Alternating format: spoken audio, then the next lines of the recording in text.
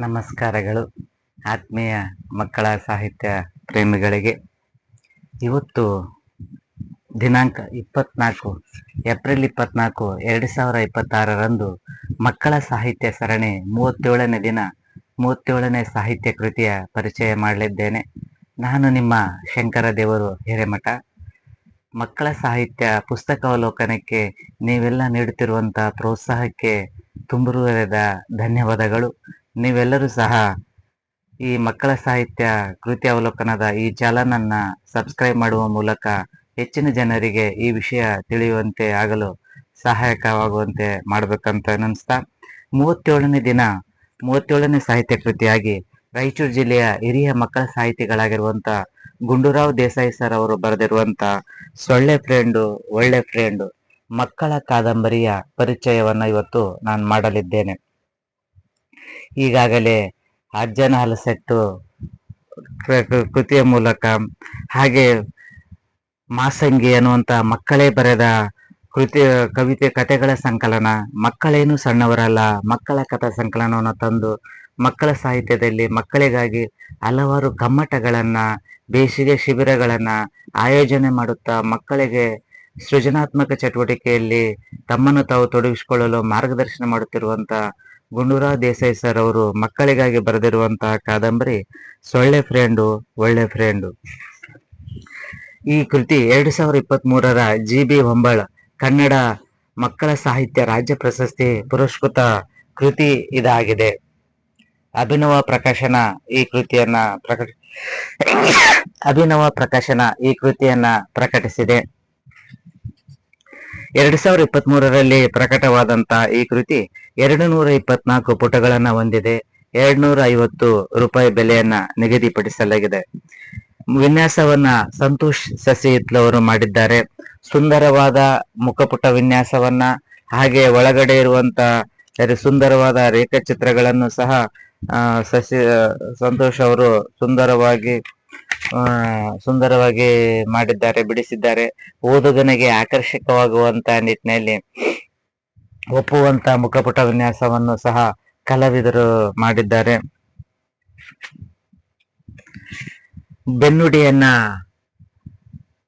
ಬೆನ್ನುಡಿಯನ್ನ Anand Patil sir, Thammanna ಬೀಗರ್, Rajashekhar ಕುಕುಂದ sir ಅವರು ಬೆನ್ನುಡಿಯನ್ನ ಬರೆದು ಶುಭ ಹಾರೈಸಿದ್ದಾರೆ.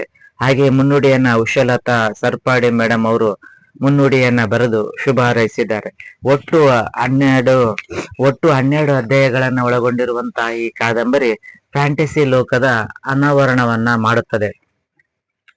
ರಾಜಮೌಳಿ ಅವರು ಒಂದು ಸೊಳ್ಳೆನಿಟ್ಕೊಂಡು ಈಗ ಒಂದು ಪಿಕ್ಚರ್ ಅನ್ನ ಸೂಪರ್ ಹಿಟ್ ಮಾಡಿದರು, ಅದೇ ರೀತಿ ಗುಂಡೂರಾವ್ ದೇಸಾಯಿ ಸರ್ ಅವರು ಸಹ ಒಂದು ಸೊಳ್ಳೆನ ಇಟ್ಕೊಂಡು ಕಾದಂಬರಿಯ ನಾಯಕನ ಪಾತ್ರವನ್ನು ಸೊಳ್ಳೆಗೆ ನೀಡಿ ಆ ಮೂಲಕ ಕಾದಂಬರಿಯನ್ನ ಓದುಗರಿಗೆ ಮನಮುಟ್ಟುವಂತೆ ಮಾಡಿದ್ದಾರೆ.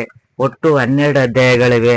ಆಳಾದ ಇಂಗ್ಲಿಷು, ಸಮ್ಮು 7 ಸಮ್ಮು, ನಿಮ್ಮಪ್ಪ ಹೇಳೋದು ಕೇಳಿಸ್ಕೊಂಡೆ, ಏನ್ ಮಾತಾಡ್ತಾ ಇದೀಯಾ, ಆಟ ಆಡೋಣ ಬಾ, ನಾನು ಐಡಿಯಾ ಕೊಡ್ಲಾ, ಥ್ಯಾಂಕ್ಸ್ ದೋಸ್ತ, ನಾನು ಬಚಾವ್ ಮಾಡಿದೆ, ನಾನು ಕೂಸು ಏನು ದೊಡ್ಡವನಾಗೀನಿ, ಏನಿಲ್ಲ ನನ್ನ ಟೈಮ್ ಬಂದಿತ್ತು ಪೆಟ್ಟು ಬಿತ್ತು, ಏನಪ್ಪ ಅಂತ ಆಸೆ, ನಾನು ಎಲ್ಲಿದ್ದೇನೆ, ಫ್ರೆಂಡ್ ಬಿಟ್ಟು ಹೋಗ್ಬೇಡ, ಇರು ನಿಲ್ಲು.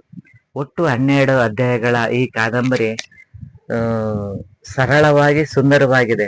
ಹಾಗೆ ನಗೆ ಬರಹಗಳ ಮೂಲಕ ಬರಹಗಳಿಗೆ ಪ್ರಸಿದ್ಧಿಯನ್ನು ಪಡೆದಿರುವಂತಹ ಗುಂಡೂರಾವ್ ದೇಸಾಯಿ ಸರ್ ಅವರು ಅಧ್ಯಾಯಗಳಲ್ಲಿ ಲಘುವಾಗಿ ನಗು ಬರೆಸುವಂತಹ ವಿಷಯ ವಸ್ತುವನ್ನ ಬರೆಯುವಂತ ಪ್ರಯತ್ನವನ್ನು ಮಾಡಿದ್ದಾರೆ.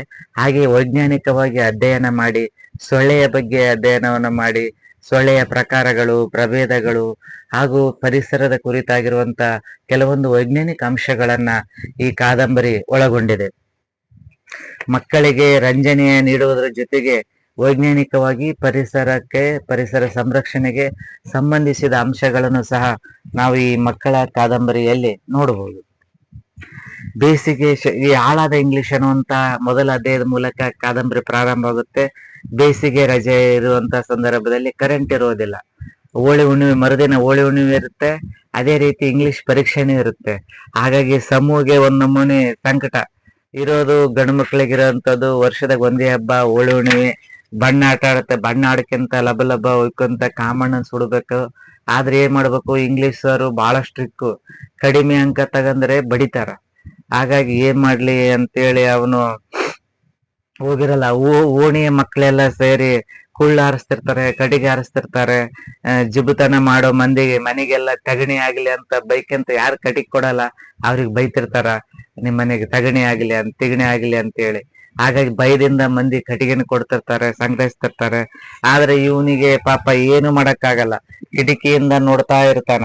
ಯಾಕಂದ್ರೆ ಮರುದಿನ ಇಂಗ್ಲಿಷ್ ಪೇಪರ್ ಇರ್ತಾ, ಇಂಗ್ಲಿಷ್ ಸರ್ ಬಹಳ ಸ್ಟ್ರಿಕ್ಟ್ ಇರ್ತಾರ. ಕಳೆದ ಸಾರಿ 96 ಅಂಕ ತಗಂದ್ರು ಸಹಿತ 4 ಅಂಕ ಯಾಕೆ ಕಡಿಮೆ ಬಂತಂತ ಅವನಿಗೆ ಬಡದಿರ್ತಾರ. ಆ ಭಯದಿಂದಾಗಿ ಅವನು ಪೇಪರ್ ಓದ್ಕಂತ ಕುಂತಿರ್ತಾನ. ಆಮೇಲೆ ಅವನು ನಾನ್ ಸ್ವಲ್ಪ ಆಟ ಆಡಕ್ ಹೋಗ್ತೀನಿ ಅಂತ ಕೇಳ್ತಾನ. ಅವ್ರಪ್ಪ ಬೈತಾನ, ನೀನ್ ಏನ್ ಆಟ ಆಡ್ತಿ, ಮೊದ್ಲು ಏಕಾಗ್ರತೆ ಕೊಟ್ಟು ಓದು. ಅವಾಗ ನೋಡಿದ್ರೆ ನಿಮ್ ಅಕ್ಕನಾಗತ್ ನಾನು ಏನೋ ದೊಡ್ಡ ಸಾಧಿಸ್ತೀನಿ ಬೇಕು ಅಂತ ರೋಬೋಟ್ ಕಾರ್ ತಗೊಂಬಂದಿ. ಆ ಸೈನಿಕರು ನೋಡಿದ್ರೆ ಸೈನಿಕ ಆಗ್ತೇನಂತಿ, ಹಂಗೆ ಪೈಲಟ್ ನೋಡಿದ್ರೆ ವಿಮಾನ ಓಡ್ಸೋನ್ ಆಗ್ತೇನಂತಿ, ಕ್ರಿಕೆಟ್ ಆಡೋರ್ ನೋಡಿದ್ರೆ ಕ್ರಿಕೆಟ್ ಆಡೋನ್ ಆಗ್ತೇನಂತಿ, ಸ್ಪೈಡರ್ ಮ್ಯಾನ್ ಪಿಕ್ಚರ್ ನೋಡಿ ಸ್ಪೈಡರ್ ಮ್ಯಾನ್ ಹಿಡಿಯಕ್ ಹೋಗ್ತೇನೆ ಅಂತೇಳಿ ಜೇಡನ್ನ ಹಿಡಿಯಕ್ ಹೋಗಿ ಜೇಡ್ರೊಳ ಕೂಡ ಕಡಿಸ್ಕೊಂಡ್ ಬಂದಿ. ನೀನೇನ್ ಮಾಡೋದು ಬೇಡ, ಮನ್ಯಾಗ ಕುಂತು ಮೊದ್ಲು ಓದು ಅಂತ ತಂದೆ ಬೈತಾನ. ಬೈದಾಗ ಬೈಸ್ಕೊಂಡು 100ಕ್ಕೆ 100 ಅಂಕ ತಗೊಂಡ್ಲೇಬೇಕು, ಇಲ್ಲಾಂದ್ರೆ ಇಂಗ್ಲಿಷ್ ಅವ್ರು ಮತ್ತೆ ನನಗೆ ಬಡಿತಾರನಂತ ಭಯದಿಂದ ಓದಕ್ ಕುಂದಿರ್ತಾನ. ಈಗ ನಮಗೆ ಕಾದಂಬರಿಯ ಹೀರೋ ಸೊಳ್ಳೆ ಫ್ರೆಂಡ್ ಪರಿಚಯ ಆಗ್ತಾನೆ. ಸಮ್ಮು ಸಮ್ಮು ಏಳು ಸಮ್ಮು ಅನ್ನುವಂತ ಒಂದು ಶಬ್ದ ಅವನಿಗೆ ಕೇಳಿಸುತ್ತೆ. ಅವನು ಗಾಢವಾಗಿ ಮಲಗಿರ್ತಾನೆ. ಮಲಗಿದಾಗ ಅವನಿಗೆ ಭಯ ಆಗುತ್ತೆ, ಯಾಕಂದ್ರೆ ಓದ್ಕೊಂತ ಮಕ್ಕಂಬಿಟ್ಟಿರ್ತಾನೆ ಸಮ್ಮು. ಅವನಿಗೆ ಎಬ್ಬಿಸ್ತಾನ, ಹಲೋ ಹಲೋ, ಯಾರು ಯಾರು ಅಂತ. ಇವನು ಸುತ್ತಮುತ್ತ ನೋಡ್ತಾನ. ಅಲ್ಲಿ ಯಾಕೆ ನೋಡ್ತಿರ್ಲಿಲ್ಲ, ನಿನ್ ಮುಂದೆ ಕುಂತಿ ನೋಡು ಅಂತ ಹೇಳ್ತಾನೆ. ಅವಾಗ ಅವನು ಗಮನ ನೋಡ್ತಾನ, ಮಾತನಾಡಂತ ಸೊಳ್ಳೆ ನೋಡಿ ಅವನಿಗೆ ಆಶ್ಚರ್ಯ ಆಗುತ್ತೆ, ಏನಿದು ಸೊಳ್ಳೆ ಮಾತಾಡುತ್ತಲ್ಲ ಅಂತೇಳಿ. ಅದೇ ರೀತಿ ಅವರು ಒಂದ್ಸಲ ಮನೆಗೆ ಹೋಗಿರ್ತಾರೆ. ಅಲ್ಲಿ ಅಮೆರಿಕದಿಂದ ಅವ್ರಿಗೆ ಅಡ್ವಾನ್ಸ್ ಸೆನ್ಸರ್ ಟೆಕ್ನಾಲಜಿ ಇರುವಂತ ಒಂದು ತೊಟ್ಟಿಲು ಕೊಟ್ಟಿರ್ತಾರೆ. ಆ ತೊಟ್ಟಿಲು ಮಗು ಸಮೋಸ ಅದು ಏನಾಗ್ತಿರ್ತತೆ, ಶಬ್ದ ಮಾಡ್ತಿರ್ತತೆ. ಸೆನ್ಸರ್ ಯಾರೇ ಬರ್ಲಿ ಶಬ್ದ ಮಾಡ್ತಿರುತ್ತೆ. ಅದನ್ನ ನೋಡಿ ಅವ್ರಿಗೆ ಗಾಬರಿ ಆಗುತ್ತೆ. ಕೊನೆಗೆ ಅದು ಗೊತ್ತಾಗುತ್ತೆ ಸೆನ್ಸರ್ನ ತೊಟ್ಟಿಲು ಅಂತೇಳಿ. ಅದೇ ರೀತಿ ಅವನಿಗೆ ಸೊಳ್ಳೆ ಫ್ರೆಂಡ್ ಪರಿಚಯ ಆಗ್ತಾನ. ಮಾತನಾಡಂತ ಸೊಳ್ಳೆ ಕಂಡು ಅವನಿಗೆ ಸ್ವಲ್ಪ ಭಯ ಆಗುತ್ತೆ. ನಂತರ ಅವನು ಸುಧಾರಿಸ್ಕೊಂಡು ಅದ್ರ ಫ್ರೆಂಡ್ ಆಗ್ತಾನ. ಫ್ರೆಂಡ್ ಆದಾಗ ಅವನು ಅದ್ರ ಜೋಡಿ ಎಲ್ಲಾ ಮಾತಾಡ್ತಿರ್ತಾನ. ಅವನು ಪಿಕ್ಚರ್ ಬಗ್ಗೆ, ದಿನನಿತ್ಯ ಜೀವನದ ಬಗ್ಗೆ ಮಾತಾಡ್ತಿರ್ತಾನ. ತೆಲುಗು ಪಿಕ್ಚರ್ ನೋಡಿ ಅಲ್ಲ ಟಿವಿಯಾಗ ಹಾಕಿದ್ರಲ್ಲ ಈಗ, ಹಂಗೆ ನಾನು ಸಹಿತ ಸುದೀಪ್ನು ಇದ್ನಲ್ಲ ಅದ್ರೊಳಗ ಸುದೀಪ್ ಅಂತ. ಹೌದೌದು ಸುದೀಪ್ ನೋಡಿ, ನಾನು ಯೂಟ್ಯೂಬ್ನಾಗು ನೋಡಿನಿ, ನಾನು ಟಿವಿಯಾಗು ನೋಡಿನಿ ಅಂತ ಹೇಳ್ತಾನ ಅವನು. ಅವಾಗ ಸಮು, ನಾವು ನಿನ್ನ ಕೊಲ್ಬೇಕಂತ, ಸೊಳ್ಳೆನ ಕೊಲ್ಬೇಕಂತ ಸೊಳ್ಳೆ ಬ್ಯಾಟು, ಸೊಳ್ಳೆ ಕಡಗ, ಫ್ಯೂಮಿ ಮೀಟರು, electrical mosquito killer, anti mosquito LED lamp, fogging smoker, ಹೊರಾಂಗಣ ಬಳೆ, ಸೊಳ್ಳೆ ಪರಿಧಿ ಎಲ್ಲ ತರ್ತೀವಿ. ಆದ್ರೂ ನೀನ್ ಹೆಂಗ್ ತಪ್ಸ್ಕೊಂಡ್ ಬದುಕಿಂತಿ ನೀನು ಅಂತೇಳಿ ಸೊಳ್ಳೆ ಧೈರ್ಯದ ಬಗ್ಗೆ, ಸೊಳ್ಳೆ ಧೈರ್ಯ ಹಾಗೂ ಸಾಹಸದ ಬಗ್ಗೆ ಹೊಗಳ್ತಾನ ಸಮ್ಮು. ಅವನು ಹೇಳ್ತಾನ, ಸಮ್ಮು ಅವೆಲ್ಲ ಸ್ಪೆಷಲ್ ಶಕ್ತಿ, ನಿಮ್ಗೆಲ್ಲ ಹೇಳಂಗಿಲ್ಲ ಮನುಷ್ಯರಿಗೆ ಅಂತ ಹೇಳ್ತತ್ತ ಸೊಳ್ಳೆ. ನನ್ನ ನಂತರ ನಿಮ್ಮಪ್ಪ ಹೇಳೋದು ಕೇಳಿಸ್ಕೊಂಡೆ ಅನ್ನೋಂತ ಅಧ್ಯಾಯದಲ್ಲಿ ಸೊಳ್ಳೆ ಅವನು ಯಾವಾಗ ನೋಡಿದ್ರು ಸಮ್ಮು ಟಿವಿ ಮುಂದೆ ಕುಂದ್ರೋದು, ಇಲ್ಲ ಮೊಬೈಲ್ ಮುಂದೆ ಕುಂದ್ರೋದು, ನಾನ್ ಟಿವಿ ನೋಡಕತ್ತಿಲ್ಲ, ಮೊಬೈಲ್ ನೋಡಕತ್ತಿಲ್ಲ ಅಂತ ಹೇಳೋದು. ನೋಡ್ತಾನೆ ಇರ್ತಾನೆ. ಆದ್ರೆ ತಂದೆ ಬದ್ಬಿಟ್ಲೆ, ನಾನು ಈಗ ನೋಡಕತ್ತಿದ್ದೆ ಮೊಬೈಲ್, ಬಾಳ ಹೊತ್ತಾಗಿಲ್ಲ, ಈಗ ನೋಡಕತ್ತಿದ್ದೆ ಅಂತ ಹೇಳ್ತಾನ. ಆಮೇಲೆ ಮೊಬೈಲ್ ನೋಡಕತ್ತೆ, ನಾನ್ ಮೊಬೈಲ್ನಾಗ ಏನ್ ಬೇಕಾದ್ರೆ ನೋಡಕತ್ತಿಲ್ಲ, ನಾನು ಪಬ್ಜಿ ಗಿಬ್ಜಿ ಆಡಕತ್ತಿಲ್ಲ, ನಾನು ಟೆಕ್ಸ್ಟ್ ಬುಕ್ಕಿಗೆ ಸಂಬಂಧಪಟ್ಟಿದ್ ವಿಡಿಯೋ ನೋಡಕತ್ತೀನಿ ಅಂತ ಹೇಳ್ತಾನ. ಅವಾಗ ಅವ್ರಪ್ಪ ಬೈತಾನ, ನೀನ್ ಏನ್ ಮಾಡತ್ತೀನಿ ಅಂತ ನನಗೇನ್ ಗೊತ್ತಿಲ್ಲ, ಅವಿವು ನೋಡ್ಬೇಡ, ಓದಕ್ಕೆ ಹೋಗು ಅಂತ ಬೈತಾನ. ಅವಾಗ ಮತ್ತೆ ಓದಕ್ ಹೋಗ್ತಾನ. ಅವಾಗ ಸೊಳ್ಳೆ ಅವನಿಗೆ ಒಳ್ಳೆ ಉತ್ತಮವಾದ ದೋಸ್ತ ಆಗ್ಬಿಡ್ತಾನ, ಗೆಳೆಯ ಆಗ್ತಾನ. ಏನ್ ಮಾತಾಡ್ತಾ ಇದೀಯಾ ಅಂತ ಹೇಳೋಂತ ಅಧ್ಯಾಯದಲ್ಲಿ ತಂದೆ ಮಗುವನ್ನ ಸಮ್ಮುನ ಶಾಲೆಗೆ ಬಿಡ್ಬೇಕಂತ ಕರ್ಕೊಂಡು ಹೋಗ್ಬೇಕಾದ್ರೆ ಈ ಸಮ್ಮುವಿನ ಬ್ಯಾಗಿನಲ್ಲಿ ಸೊಳ್ಳೆ ಇರ್ತತೆ. ಈಗ ಸಮ್ಮು ಕೇಳ್ತಾನ, ತಂದೆ ಹೇಳ್ತಾರೆ ಸಮ್ಮು ಬೇಸ್ ಕುಂತ್ಕ ಅಂತ ಹೇಳಿದಾಗ ಸಮ್ಮು ಸೊಳ್ಳೆಗೆ ಹೇಳ್ತಾನೆ, ನಾನು ನಮ್ಮ ಅಪ್ಪನ ಹಿಡ್ಕೊಂಡೇನಿ, ನೀನು ನನ್ ಗಟ್ಟಿಯಾಗಿ ಹಿಡ್ಕೊಂಡ್ ಬೇಸ್ ಕುಂತ್ಕ ಅಂತ ಹೇಳ್ತಾನ. ಅವಾಗ ತಂದೆ, ನಾನು ನಿನಗೆ ಹೇಳಕತ್ತೀನಿ ಕರೆಕ್ಟ್, ನೀನ್ ಯಾರಿಗೆ ಹೇಳಕತ್ತಿ ಅಂತ ಹೇಳ್ತಾನ. ಅವಾಗ ಏನ್ ಹೇಳೋದಿಲ್ಲ, ಸುಮ್ನೆ ಇರ್ತಾನ ಅವನು. ವರ್ಷಕ್ಕೆ 7 ಲಕ್ಷ ಜನ ಸೊಳ್ಳೆ ಕಡಿತದಿಂದ ಬರುವ ರೋಗಗಳಿಂದ ಸಾಯ್ತಾರ ಅಂದಾಜಿದೆ. ಆದ್ರೂ ಸೊಳ್ಳೆಗಳಲ್ಲಿ 3500 ಪ್ರಭೇದಗಳಿವೆ. ಅದರಲ್ಲಿ 400 ಪ್ರಭೇದಗಳು ಅನಫೆಲಿಸ್ ಕುಟುಂಬಕ್ಕೆ ಸೇರಿದವು. ಇನ್ನು 40 ಪ್ರಭೇದಗಳು ಮಲೇರಿಯಾ ಹರಡುವಲ್ಲಿ ಪ್ರಮುಖ ಪಾತ್ರ ವಹಿಸ್ತವೆ. ಮಲೇರಿಯಾ ಅಷ್ಟೇ ಅಲ್ಲ, ಜ್ವರ, ಡೆಂಗು, ಮೆದುಳಿನ ಉರಿಯೂತ, ಫಿಲಾರಿಯಸ್, ಆನೆಕಲ್ ರೋಗ, ಚಿಕನ್ ಗುನ್ಯಾ ಮೊದಲಾದ ರೋಗಗಳು ಸೊಳ್ಳೆಯಿಂದ ಬರ್ತಾವ. ಹಂಗಾಗಿ ನಿಮ್ ಮನೆಯನ್ನ ನೀವು ಸ್ವಚ್ಛವಾಗಿ ಇಟ್ಕೊಳ್ಬೇಕು, ಮನೆ ಸುತ್ತಮುತ್ತ ನೀರು ನಿಲ್ದಂಗತೆ ನಿಲ್ಕಬೇಕು ಅಂತೇಳಿ ಸೊಳ್ಳೆ ಮೂಲಕ ಓದುಗರಿಗೆ ಹಾಗೂ ಮಕ್ಕಳಿಗೆ ಸುತ್ತಮುತ್ತಲ ಮನೆಯ ಸುತ್ತಮುತ್ತಲಿನ ಪರಿಸರದ ಸ್ವಚ್ಛತೆ ಎಷ್ಟು ಅವಶ್ಯಕತೆ ಇದೆ ಅನ್ನುವಂಥದ್ದು ಮಾಹಿತಿ ಹೇಳ್ತಾರೆ. ಇಲ್ಲಿ ಲೇಖಕರು ಒಂದು ಸುದೀರ್ಘವಾದ ಅಧ್ಯಯನ, ಸೊಳ್ಳೆಯಿಂದ ಆಗುವಂತ ಅಪಾಯಗಳು, ಬರುವಂತ ರೋಗಗಳ ಒಂದು ಅಧ್ಯಯನವನ್ನ ಮಾಡಿ ಕಾದಂಬರಿಯನ್ನು ರಚಿಸಿದ್ದಾರೆ. ತಂದೆಯೊಂದಿಗೆ ಹೋಗುವಂತ ಸಂದರ್ಭದಲ್ಲಿ ಸೊಳ್ಳೆ ಸಮುವಿನ ಬ್ಯಾಗಿನಲ್ಲಿ ಕುಳಿತಿರುವಂತ ಚಿತ್ರಗಳು, ಸುಂದರವಾದ ಚಿತ್ರಗಳು ಈ ಕಾದಂಬರಿಯಲ್ಲಿ ಇವೆ. ಅದೇ ರೀತಿ ಅವನು ಕ್ಲಾಸ್ನಲ್ಲಿ ಹೋದಾಗ ಕ್ಲಾಸ್ನಾಗೆ ಯಾರಿಗೂ ಡಿಸ್ಟರ್ಬ್ ಮಾಡೋದಿಲ್ಲ ಸೊಳ್ಳೆ. ಅವನು ಸಮುವಿನ ಬ್ಯಾಗಿನಲ್ಲಿ ಕುಳಿತುಕೊಂಡು ಆಮೇಲೆ ಮತ್ತೆ ಹೋಗುವಂತಾಗ ಅವನಿಗೆ ಸಹಾಯ ಮಾಡುವ ರೀತಿಯಲ್ಲೇ ಮಾಡ್ತಾರೆ. ಕ್ಯಾನ್ ಐ ಹೆಲ್ಪ್ ಯು, ಏನ್ ಮಾಡ್ತೀನಿ ಅಂದ್ರೆ ಸೈನ್ಸ್ ವರ್ಕ್ ಕಚ್ಚಿ ಕಚ್ಚಿ ಓಡಿಸ್ಬಿಡ್ಲೇನಂತಾನ. ಅಂತದ್ ಸೊಳ್ಳೆ ಹಂಗೆಲ್ಲ ಮಾಡ್ಬೇಡ ಅಂತಂದಾಗ ಮತ್ತೆ ಸುಮ್ನೆ ಆಗ್ತತೆ. ಸಮುವಿನ ಜೊತೆಗೆ ಒಂದು ಆತ್ಮೀಯವಾದ ಒಡನಾಟವನ್ನ ಸೊಳ್ಳೆ ಸಾಧಿಸಿರುತ್ತೆ. ಹಾಗೆ ಸೊಳ್ಳೆ ಕೆಲವೊಂದು ಸಾಹಸಮಯ ಕೆಲಸಗಳನ್ನ ಸಮ್ಮು ಮಾಡುವಂತ ಸಂದರ್ಭದಲ್ಲಿ ಅವನಿಗೆ ಸಹಾಯ ಮಾಡುತ್ತೆ.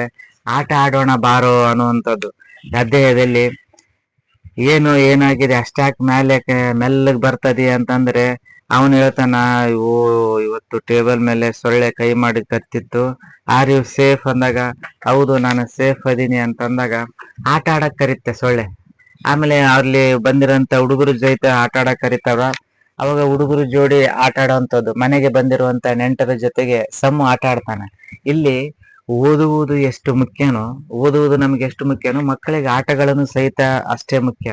ಆಟಗಳ ಮೂಲಕ ದೈಹಿಕವಾಗಿ, ಬೌದ್ಧಿಕವಾಗಿ ಬೆಳವಣಿಗೆಗೂ ಸಹಿತ ಆಟಗಳು ಬಹಳಷ್ಟು ಮುಖ್ಯವಾಗುತ್ತೆ.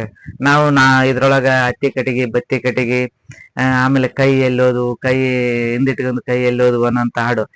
ಕೈ ಎಲ್ಲೋದು, ಬಾಗಿಲು ಸಂಧ್ಯಾಗ ಹೋದ್ವು, ಸಂಧಿ ಏನ್ ಕೊಡ್ತು, ಕಟ್ಟಿಗೆ ಕೊಡ್ತು, ಕಟ್ಟಿಗೆ ಏನ್ ಮಾಡಿದೆ, ಒಲೆ ಒಲಿ ಏನ್ ಕೊಡ್ತು, ಬೂದಿ ಕೊಡ್ತು, ಬೂದಿ ಏನ್ ಮಾಡಿದೆ, ತಿಪ್ಪಿಗೆ ಹಾಕಿದೆ, ತಿಪ್ಪಿ ಏನ್ ಕೊಡ್ತು, ಗೊಬ್ಬರ ಕೊಡ್ತು, ಗೊಬ್ಬರ ಏನ್ ಮಾಡಿದೆ, ಹೊಲಕ್ಕೆ ಹಾಕಿದೆ, ಹೊಲ ಏನ್ ಕೊಡ್ತು, ಜೋಳ ಕೊಡ್ತು, ಜೋಳ ಏನ್ ಮಾಡಿದೆ, ಚಲೋ ಜೋಳ ನಾ ತಿಂದೆ, ಕೆಟ್ಟ ಜೋಳ ಕುಂಬಾರ ಕೊಟ್ಟೆ, ಕುಂಬಾರ ಏನ್ ಕೊಟ್ಟ, ಗಡಿಗೆ ಏನ್ ಮಾಡ್ದಿ, ಬಾವಿ ಆಗ್ಬಿಟ್ಟೆ, ಬಾವಿ ಏನ್ ಕೊಡ್ತು, ನೀರ್ ಕೊಡ್ತು, ನೀರ್ ಏನ್ ಮಾಡ್ದಿ, ಗಿಡಕ್ಕೆ ಹಾಕಿದೆ, ಗಿಡ ಏನ್ ಕೊಡ್ತು, ಹೂವು ಕೊಡ್ತು, ಹೂವು ಏನ್ ಮಾಡಿದೆ, ದೇವರಿಗೆ ಏರ್ಸಿದೆ, ದೇವ್ರ ಏನ್ ಕೊಟ್ಟ, ಒಳ್ಳೆ ವಿದ್ಯಾ ಬುದ್ಧಿ ಕೊಟ್ಟ ಅಂತೇಳಿ ಚೆನ್ನಾಗಿ ಆಡುವಂತ ಹಾಡುಗಳು. ಅಂದ್ರೆ ಹಾಡಿನ ಮಹತ್ವ, ಆಮೇಲೆ ಇದ್ರೊಳಗೆ ನಾವು ಎಷ್ಟು ಉಪಕಾರ ಮಾಡಬೇಕು, ಆಮೇಲೆ ನಾವು ದಿನನಿತ್ಯ ಜೀವನದಲ್ಲಿ ಎಷ್ಟು ಜನರ ಮೇಲೆ ನಾವು ಅವಲಂಬನೆ ಆಗಿದ್ದೀವಿ ಅನ್ನುವಂಥದ್ದು. ಅದರ ಜೊತೆಗೆ ಪದ ಸಂಪತ್ತು, ಲಯ, ಪ್ರಾಸ, ಆಡುವಿಕೆ ಮೂಲಕ ನಾವು ಮಾತನಾಡುವ ಕೌಶಲ್ಯವನ್ನ ಬೆಳೆಸ್ಕೊಳ್ಬೇಕು.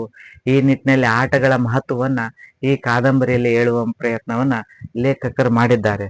ಹಾಗೆ ರತ್ತು ರಾಯನ ಮಗಳೇ, ಬಿತ್ತು ಭೀಮನ ಮಗಳೇ, 16 ಎಮ್ಮೆ ಕಾಯಲಾರೆ, ಬೈಟ್ ಗುಬ್ಬಿ, ಬಾಳೆ ಕಂಬ, ಕುಕ್ಕರ್ ಬಸವಿ, ಕೂರ್ ಬಸವಿ, ಆಟ ಆಡೋಣ ಬಾ ಅಂತ ಹೇಳಿ ಆಟಗಳ ಮಹತ್ವವನ್ನ ಈ ಕಾದಂಬರಿಯಲ್ಲಿ ಸೇರಿಸ್ತಾ ಹೋಗ್ಯಾರ. ಸೊಳ್ಳೆಯ ಸುತ್ತಮುತ್ತನೇ ನಡೆಯುವಂತ ಕಾದಂಬರಿ ಸಮೂಹಿನ ಮೂಲಕ ಇಲ್ಲಿ ಆಟಗಳ ಮಹತ್ವವನ್ನು ತಿಳಿತಾರೆ. ಹಾಗೆ ಒಂದಿನ ಏನಾಗುತ್ತೆ, ನಾನು ಐಡಿಯಾ ಕೊಡ್ಲ ಅನ್ನುವಂತ ಅಧ್ಯಾಯದಲ್ಲಿ ಸಮೂಹಿಗೆ ಈ ವಿಜ್ಞಾನ ಪ್ರಾಜೆಕ್ಟ್ ಇರುತ್ತೆ, ಅವನು ಮರ್ತು ಬಿಟ್ಟಿರ್ತಾನೆ. ಪರೀಕ್ಷೆ ಗದ್ಲೆದಲ್ಲಿ, ಅಸೈನ್ಮೆಂಟ್ ಬರೆಯೋ ಗದ್ಲೆದಲ್ಲಿ ಸೈನ್ಸ್ ಪ್ರಾಜೆಕ್ಟ್ ಬರೆಯೋದ್ ಮರ್ತು ಬಿಡ್ತಾನೆ. ಅವಾಗ ಏನ್ ಸಮೂಹ ರಾಯರ ಕುದುರೆ ಬರ್ತಾ ಕತ್ತೆ ಆಯ್ತಲ್ಲ, ಕತ್ತಿ ಆಗಿ ಹೋಗಿದೆ, ಎಲ್ಲರೂ ಕೊಟ್ಟಾರ, ನೀನೇನ ಕೊಟ್ಟಿಲ್ಲ ಪ್ರಾಜೆಕ್ಟ್ ಅನ್ನೋಂತ ಸಂದರ್ಭದಲ್ಲಿ ಅದು ಒಂದು ಐಡಿಯಾ ಕೊಡುತ್ತ. ಮಿಂಚುಹುಳವನ್ನ ಯಾವ ರೀತಿ ಮುಂಚುಗಳನ್ನು ಬೆಳೆಸ್ಕೊಂಡು ಬೆಳಕನ್ನ ಸೃಷ್ಟಿಸಬಹುದು ಮರದ ಮೇಲೆ ಕುಳಿತುಕೊಂಡು ಅನ್ನುವಂತ ಹೇಳಿ, ವಿಜ್ಞಾನಿಗಳು ನಮ್ಮ ಲಾಯರಸದಿಂದ ನಿಮ್ಮ ಹೃದಯದ ರಕ್ತನಾಳದ ಕಾಯಿಲೆಗಳಿಗೆ ಭವಿಷ್ಯದ ಚಿಕಿತ್ಸೆಗಾಗಿ ಪ್ರಯತ್ನ ಮಾಡ್ತಾ ಇದಾರ ಅಂತೇಳಿ ಹೇಳಿ ಆ ಒಂದು ಟೆಸ್ಟ್ ಅವನಿಗೆ ಒಂದು ಪ್ರಾಜೆಕ್ಟ್ ವರ್ಕ್ಗೆ ಸಹಾಯ ಮಾಡುತ್ತೆ. ಆ ಪ್ರಾಜೆಕ್ಟ್ ವರ್ಕ್ ಇಂದ ಅವನಿಗೆ ಶಾಲೆಯಲ್ಲಿ ಶಿಕ್ಷಕರಿಂದ, ಗುರುಗಳಿಂದ ಹೊಗಳಿಸ್ಕೊಂಡಂತಾನ. ಅವಾಗ ಥ್ಯಾಂಕ್ಸ್ ದೋಸ್ತ, ನಾನು ಬಚಾವ್ ಮಾಡಿದೆ ಅನ್ನೋಂಥದ್ದು.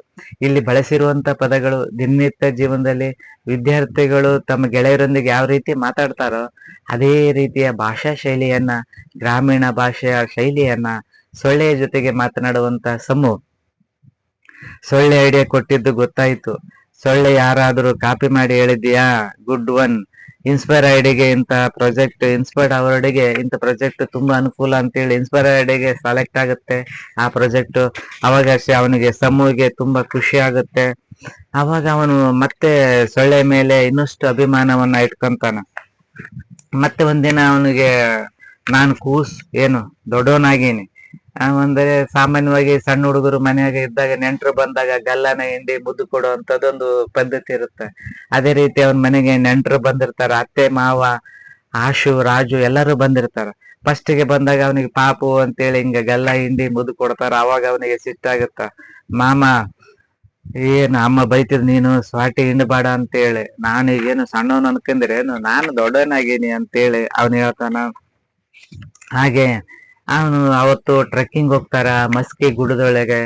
ಇಡೀ ವಿಶ್ವಕ್ಕೆ ಅಶೋಕ ಸಾಮ್ರಾಟನೇ ಆ ಸಾಮ್ರಾಟ ಅಂತ ತಿಳಿಸ್ಕೊಟ್ಟಂತ ಶಾಸನ ಮಸ್ಕಿ ಶಾಸನ, ದೇವನಾಂಪ್ರಿಯ ಅಶೋಕ ಸಹಾನ ಅಂತ ಪದಗಳನ್ನು ಹೊಂದಿರುವಂತ ಶಾಸನವನ್ನ ನೋಡಿ ಭೇಟಿಯಾಗಿ ಬರ್ತಾರೆ. ಹಾಗೆ ಚಾರಣಕ್ಕೆ ಹೋಗಿ ಹಳೆ ಕಾಲದ ಶಿಲಾಯುಗದ ಸಮಾಧಿಗಳನ್ನ ನೋಡಿ ಹಾಗೂ ಹಳೆ ಶಿಲಾಯುಗ ಜನ ವಾಸಿಸಿದ ಪ್ರದೇಶಗಳನ್ನ ನೋಡಿ ಶಾಸನಗಳನ್ನ ನೋಡಿ ಬರ್ತಾರೆ.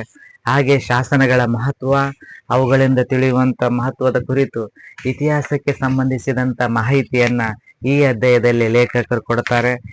ಜೊತೆಗೆ ಅವನ ಜೊತೆಗೆ ಸಮಿನ ಜೊತೆಗೆ ಮತ್ತಷ್ಟು ಒಡನಾಟವನ್ನ ಸೊಳ್ಳೆ ಬೆಳೆಸಿಕೊಡುತ್ತೆ. ಹಾಗೆ ಏನಿಲ್ಲ ನನ್ನ ಟೈಮ್ ಬಂದಿತು ಪೆಟ್ಟು ಬಿತ್ತು ಅನ್ನುವಂತ ಅಧ್ಯಾಯದಲ್ಲಿ ಸೊಳ್ಳೆ ಅವನು ಹೊಲಕ್ಕೆ ಹಾಕಿದ ಸ್ವಲ್ಪ ಬೆತ್ತಕ್ಕೆ ಸೊಳ್ಳೆ ಬಾಳ ಬಿದ್ದವ್ರಿ ಅಂತೇಳಿ ಬರ್ತಾನ ದೇವಣ್ಣ ಬಂದಾಗ ಅದಕ್ಕೆ ಸೊಳ್ಳೆಗೆ ಒಂದು ಒಡೆಯಂತ ಔಷಧಿಯನ್ನ ಕೊಡುವಂತ ಕೆಲಸವನ್ನ ತಂದೆ ಮಾಡಕ್ ಹೋದಾಗ, ಸಮ್ಮು ನಾನು ಊರಿಗೆ ಬೇಗ ಹೋಗ್ಬೇಕು, ರೆಡಿ ಆಗು, ಎಣ್ಣೆ ಹೊಡಿಸಿ ಅಂತಾನ. ಆಗ ಅವ್ರು ಹೇಳ್ತಾನೆ, ಅವನು ಸೊಳ್ಳೆ ಹೇಳ್ತಾನ, ನಾನು ಹೋಗೋ ಟೈಮ್ ಬಂತು ಅಂತ ಹೇಳ್ತಾನ. ಅವಾಗ ಅವನು ಏನಂತಾನ, ಇಲ್ಲ ಹೋಗ್ಬೇಡ, ನೀನ್ ಇನ್ನೊಂದ್ ಸ್ವಲ್ಪ ದಿನ ಇರು ಅಂತ. ಒಂದು ಸಹಜವಾದ ಸಂಭಾಷಣೆ.